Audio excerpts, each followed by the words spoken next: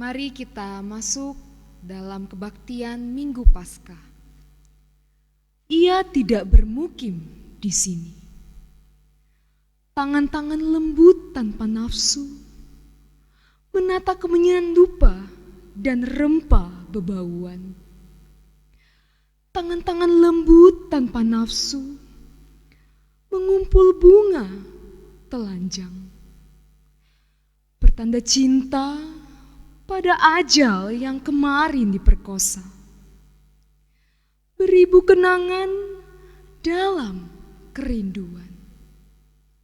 Dalam kesangsian, dalam bayangan. Ketika tiba belayan angin, sentuhan subuh hening dingin.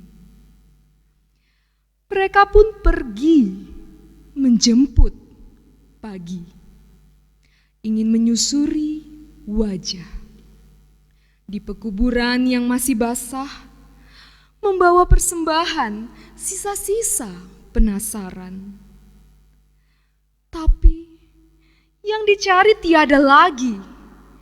Ia tidak bermukim di sini, di kerajaan orang mati, karena kekasih telah hidup kembali.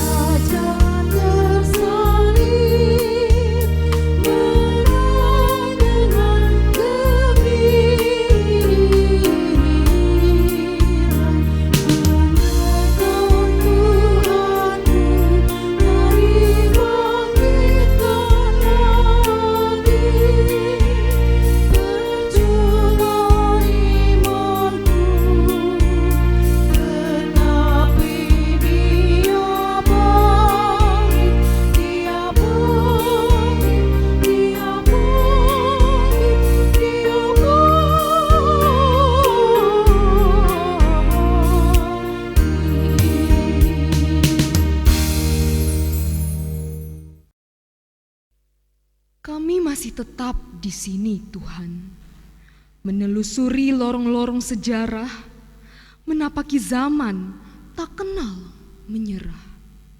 Sekali dua dan air mata hadir menyapa, sekali tawaria dan canda membalut rasa.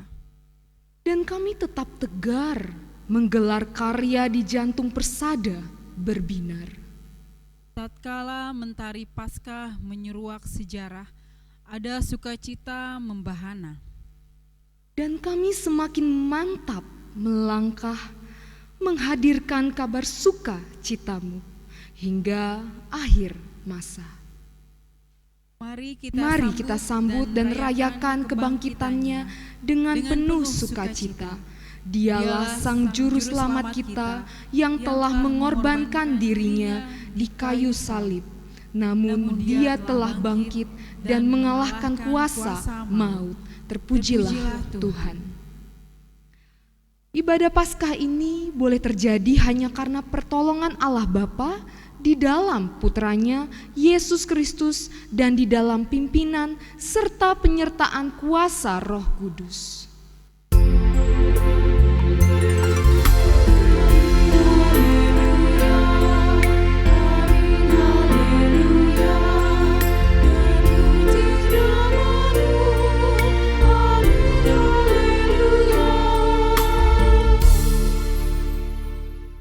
Kasih karunia dan damai sejahtera dari Allah Bapa kita dan dari Tuhan kita Yesus Kristus menyertai saudara sekalian. Dan menyertai saudara juga. Tema Paskah kita pada saat ini adalah melihat Dia yang bangkit, memandang pada sesama. Dan melalui tema ini kita semua diajak untuk melihat pemenuhan janji Allah dalam penyelamatan oleh Yesus Kristus dan turut serta dalam karya keselamatan Allah dalam dunia ini. Sebagaimana nas pembimbing kita dalam Kisah Para Rasul 22 ayatnya yang ke-15. Sebab engkau harus menjadi saksinya terhadap semua orang tentang apa yang kau lihat dan yang kau dengar.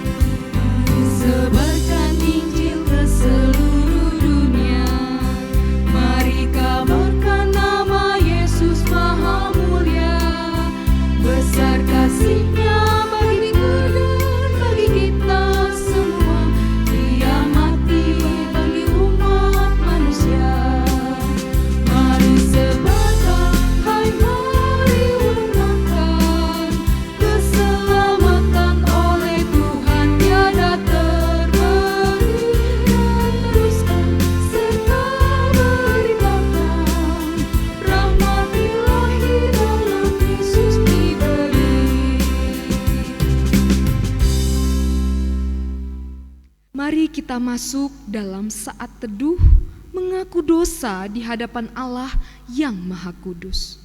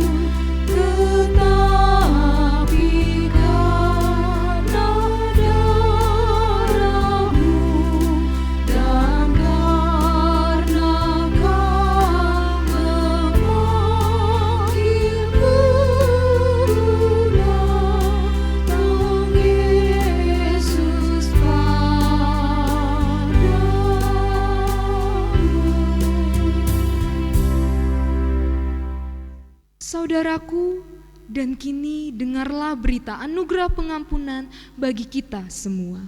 Sebagaimana tertulis dalam surat Efesus 1 ayatnya yang ke-7 sampai 8. Sebab di dalam Dia dan oleh darahnya kita beroleh penebusan, yaitu pengampunan dosa menurut kekayaan kasih karunia-Nya, yang dilimpahkannya kepada kita dalam hikmat dan pengertian. Demikianlah berita anugerah dari Tuhan.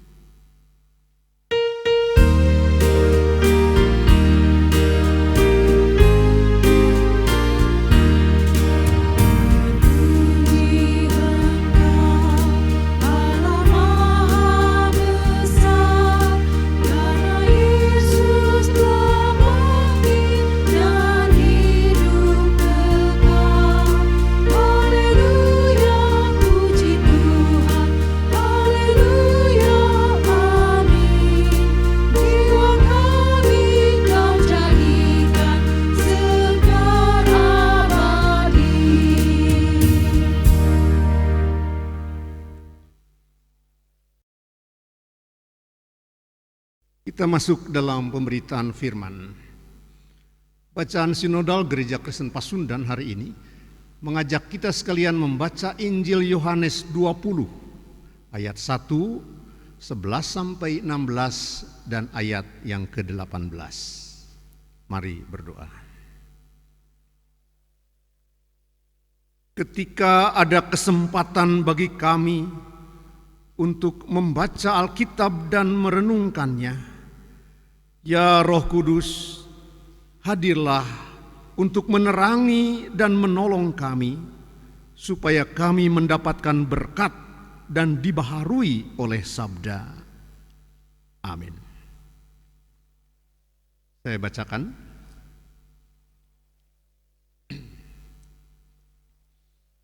Pada hari pertama minggu itu, pagi-pagi benar, ketika hari masih gelap, pergilah Maria Magdalena ke kubur itu, dan ia melihat bahwa batu telah diambil dari kubur. Tetapi Maria berdiri dekat kubur itu dan menangis. Sambil menangis ia menjenguk ke dalam kubur itu, dan tampaklah olehnya dua orang malaikat berpakaian putih, yang seorang duduk di sebelah kepala dan yang lain di sebelah kaki di tempat mayat Yesus terbaring. Kata malaikat-malaikat itu kepadanya, "Ibu, mengapa engkau menangis?" Jawab Maria kepada mereka, "Tuhanku telah diambil orang, dan aku tidak tahu di mana ia diletakkan." Sesudah berkata demikian, ia menoleh ke belakang dan melihat Yesus berdiri di situ. Tetapi ia tidak tahu bahwa itu adalah Yesus. Kata Yesus kepadanya, "Ibu, mengapa engkau menangis? Siapakah yang engkau cari?" Maria menyangka orang itu adalah penunggu taman, lalu berkata kepadanya, "Tuan, jikalau Tuan yang mengambil dia, katakanlah kepadaku di mana Tuan meletakkan dia, supaya aku dapat mengambilnya." Kata Yesus kepadanya, "Maria." Maria berpaling dan berkata kepadanya dalam bahasa Ibrani, "Rabuni," artinya guru. Maria Magdalena pergi dan berkata kepada murid-murid, "Aku telah melihat Tuhan." Berbahagialah orang yang mendengarkan firman Allah dan yang memeliharanya di dalam hidupnya. Haleluya.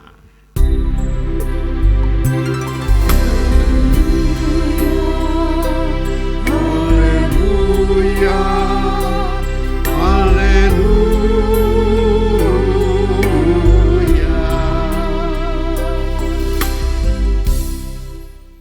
Salam sejahtera bagi kita sekalian.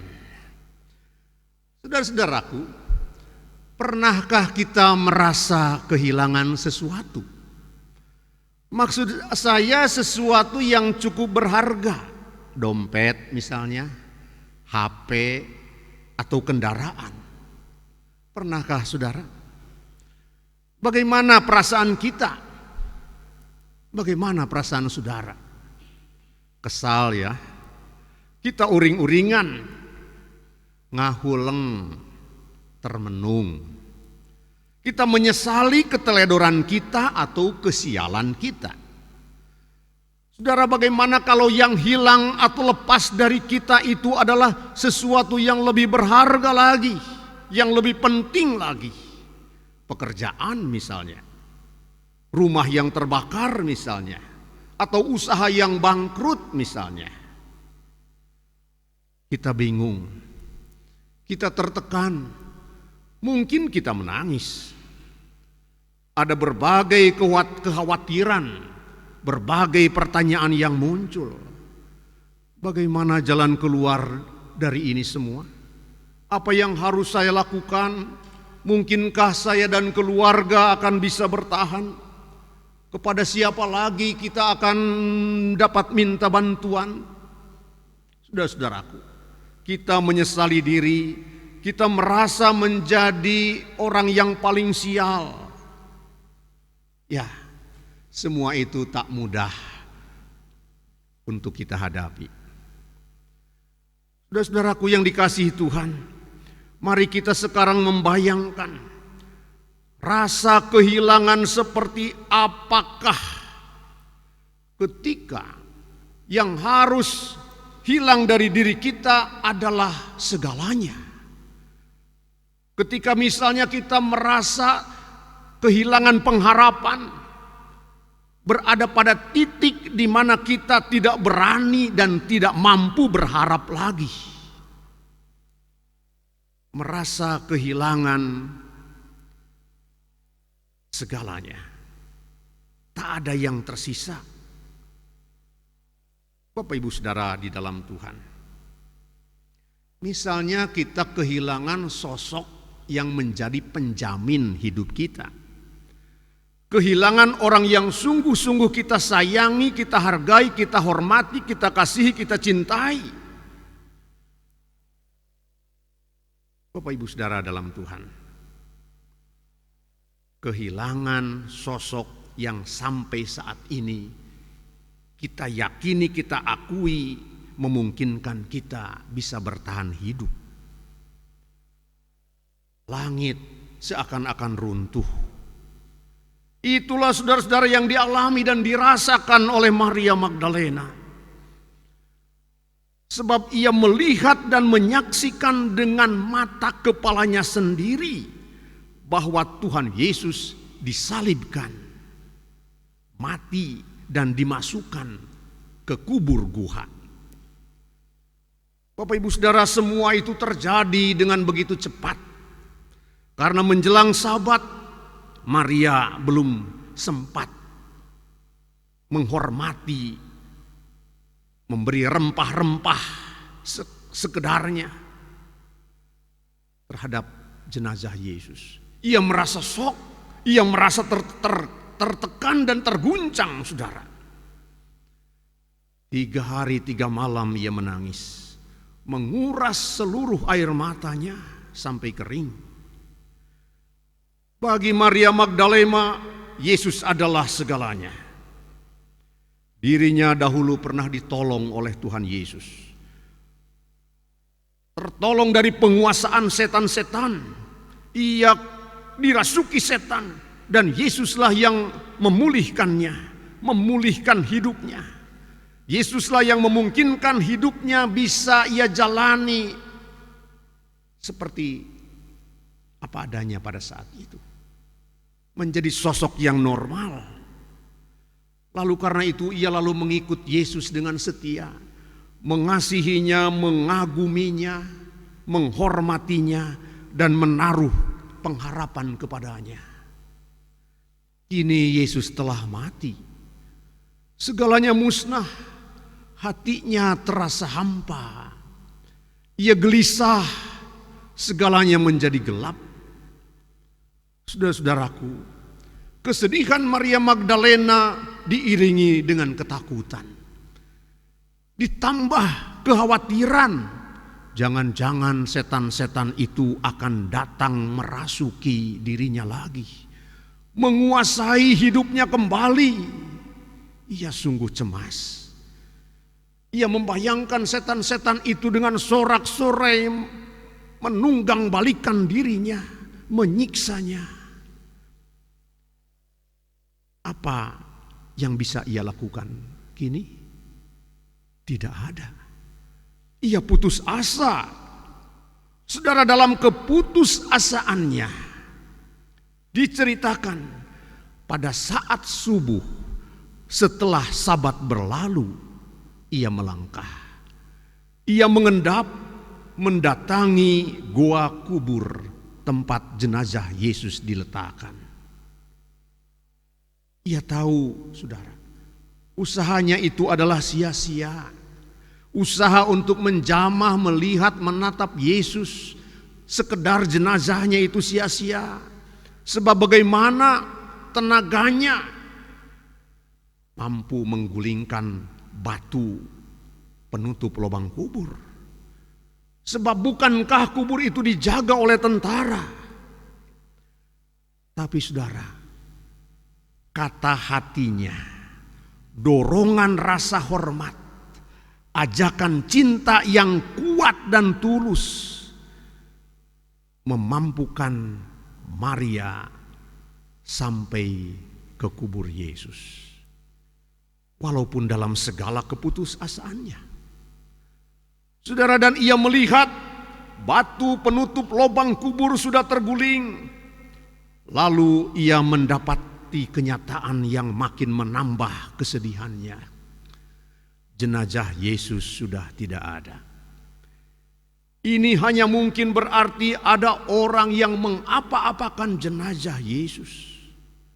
Oh, betapa malangnya Yesus, jerit hatinya.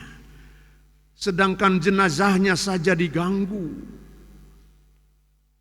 Maria menjadi gelap. Hatinya terasa gelap. Dan segelap-gelap hatinya, sehingga ia tidak menyadari keadaan di sekitarnya. Ketika 2 orang malaikat Bahkan Yesus sendiri bertanya, "Mengapa engkau menangis, ibu? Apa yang engkau cari?" Maria malah menganggap mereka adalah penunggu taman. Maka ia menjawab mereka, "Tuhan, tolong, di mana kalian bawa dan taruh jenazah Yesus? Aku hanya sekedar hendak meminyakinya. Aku hanya sekedar hendak menaruh rempah-rempah pada jenazahnya." Saudara, lalu Yesus berkata, dengan perlahan Yesus menyapa Maria. Dan Maria berpaling serta menjawab, "Rabuni," artinya guru. Saudara-saudara, itulah Paskah. Paskah berarti Allah menyapa.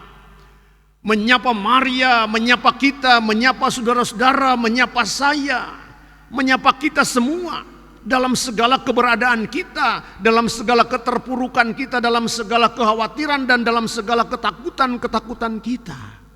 Menyapa dengan nama saudara, dengan nama kecil, nama akrab, nama panggilan kesayangan saudara. Paskah artinya, "Hai John, ini aku," kata Yesus. Paskah artinya, "Hai Gus, aku di sini," kata Yesus. "Hai Tini, hai Tuti, aku ada, aku hidup, aku tidak hilang, aku hadir," kata Yesus. Dan kita menjawab seperti Maria, "Rabuni." Menjawab dengan panggilan keakraban kita pada Tuhan. Guru, Tuhan, Juru Selamatku, Allahku, ya jalan keselamatanku, ya penolongku. Itulah Paskah, saudara. Rabuni, kata Maria, diiringi dengan segala keterkejutan, kegirangan, keheranan, ketakjuban, dan kelegaan. Allah menyapa dan kita menjawab. Paskah oleh karena itu, saudara-saudaraku, berarti seperti yang dirasakan oleh Maria, segala kekhawatiranku tidak berdasar lagi. Segala kesedihanku telah dipulihkan. Segala ketakutanku kini dapat kusisihkan, diganti dengan pengharapan yang baru dan kuat. Saudara-saudara yang terkasih dalam Tuhan, Maria adalah gambaran gereja. Gambaran kita semua dengan berbagai-bagai pergumulan, kesulitan, kekhawatiran, dan ketakutan-ketakutan kita masing-masing. Bagi Maria, Paskah berarti hati yang lega. Juga bagi gereja. Sebesar apa, Bapak Ibu Saudara, kelegaan hati kita? Sebesar apa kuasa Paskah? Sebesar apa berkat Paskah? Ya, jawabannya adalah sedalam dan sebesar kesedihan kita. Sebesar dan sedalam keterkejutan kita. Sebesar keheranan kita. Sebesar ketakjuban kita. Apakah saudara takjub dengan Paskah? Apakah saudara Paskah mengubah hidup saudara? Maria Magdalena menjadi sosok yang baru, sosok yang kuat, sosok yang penuh semangat, sosok yang tegar dan pantang menyerah, sosok yang riang melakukan segala perkara, yang bersyukur karena diberi kesempatan menjadi bagian dari kemenangan Kristus. Sosok yang meluapkan sukacitanya dengan bersaksi melalui karya dan perbuatan yang berharga bagi dirinya, bagi sesamanya. Sekarang cita-cita dan kerinduannya hanya satu, memuliakan Allah. Ketika ketakutan-ketakutan dan kekhawatiran-kekhawatirannya telah sirna. Maria adalah saudara-saudara dan saya. Maria adalah gereja. Saudara, gereja dengan hati yang baru, dialah yang layak mengucapkan selamat Paskah. Tuhan memberkati.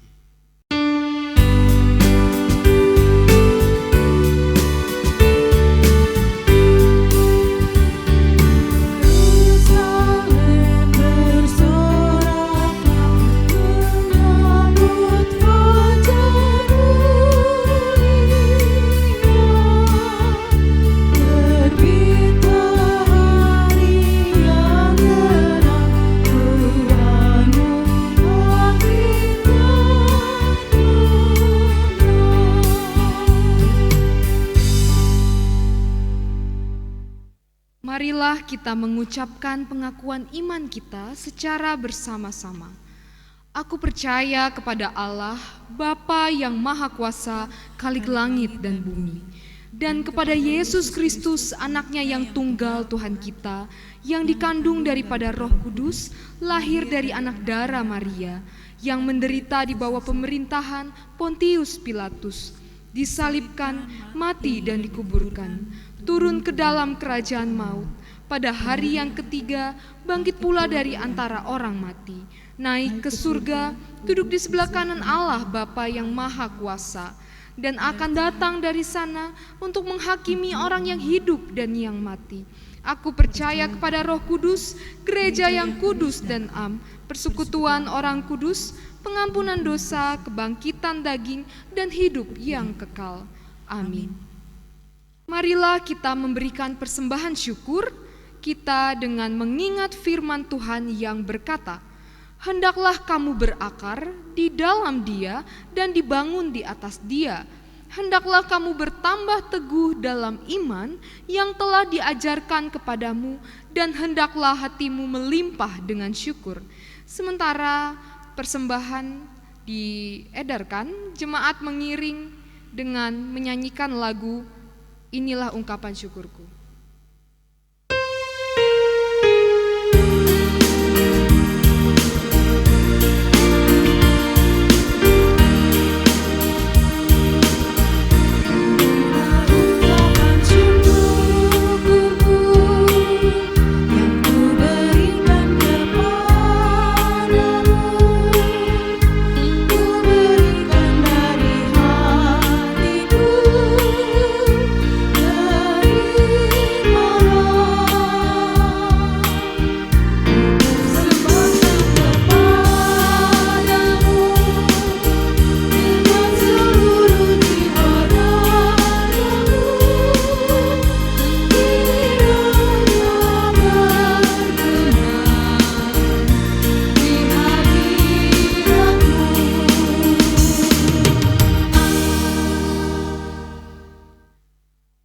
Marilah kita berdoa untuk membawa persembahan syukur kita ini ke hadirat Tuhan. Bapa Sorgawi, ajarlah kami untuk memberi bukan karena kelebihan, melainkan karena keinginan untuk berbagi. Sebagaimana Tuhan telah memberi, ajarlah kami juga untuk mau berbagi. Sebagaimana Tuhan sudah bermurah hati, didiklah kami juga untuk bermurah hati. Terima kasih Tuhan, kami berdoa dalam nama Tuhan Yesus Kristus. Amin. Mari kita bersatu dalam doa syafaat dengan membawakan doa Santo Fransiskus Assisi. Tuhan, jadikanlah aku pembawa damai. Bila terjadi kebencian, jadikanlah aku pembawa damai. Bila terjadi penghinaan, jadikanlah aku pembawa pengampunan. Bila terjadi perselisihan, jadikanlah aku pembawa kerukunan. Bila terjadi kebimbangan, jadikanlah aku pembawa kepastian. Bila terjadi kesesatan, jadikanlah aku pembawa kebenaran. Bila terjadi kesedihan, jadikanlah aku sumber kegembiraan. Bila terjadi kegelapan, jadikanlah aku pembawa terang. Tuhan, semoga aku ingin menghibur daripada dihibur, memahami daripada dipahami, mencintai daripada dicintai. Sebab dengan memberi, aku menerima, dengan mengampuni, aku diampuni. Dengan mati suci, aku bangkit lagi untuk hidup selama-lamanya. Amin. Ya Tuhanku, kebangkitan-Mu telah membawa perubahan dan pembaharuan dalam hidup kami umat-Mu. Dan ketika kami masih Engkau hadirkan di tengah-tengah dunia ini, ajarkan kami untuk melakukan apa yang menjadi kehendak-Mu. Jadikan kami semua sebagai alat di tangan-Mu untuk menjadi saluran cinta kasih dan berkat bagi sesama. Inilah kami ya Tuhan, anak-anak-Mu. Utuslah kami untuk menghadirkan shalom kerajaan Allah di mana Engkau tempatkan kami.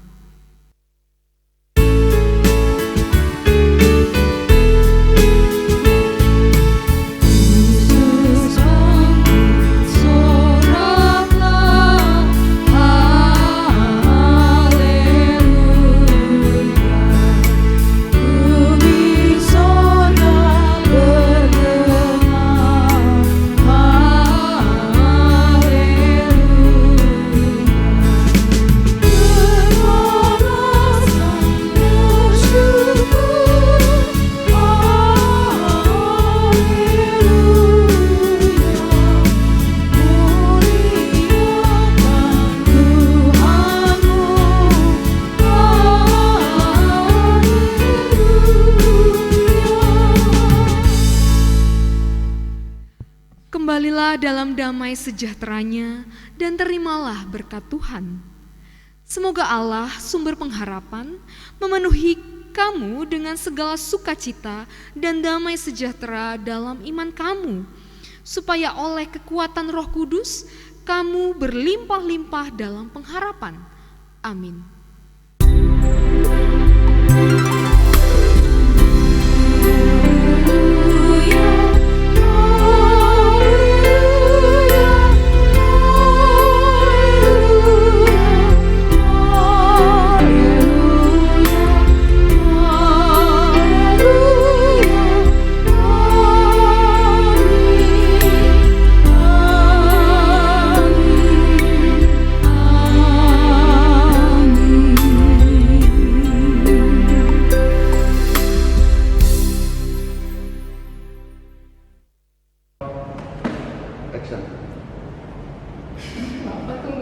Kristus sudah bangkit. Action. Kristus sudah bangkit. Kristus sudah bangkit.